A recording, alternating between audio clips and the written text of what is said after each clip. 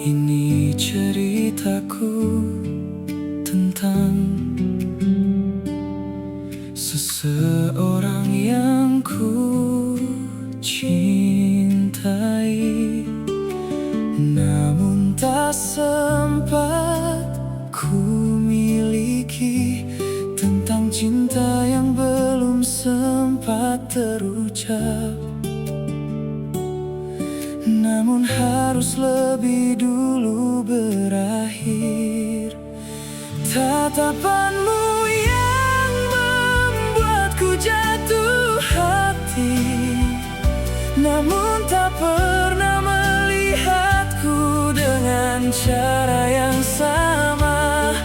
Namamu ku sebut pelan dalam doa, namun harus ku relakan tanpa genggaman.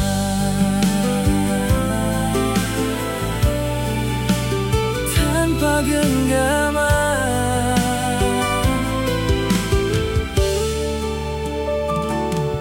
Dan kini yang tersisa hanyalah kenangan yang tak sempat menjadi cerita utuh. Hanya serpihan rasa yang ku pendam seorang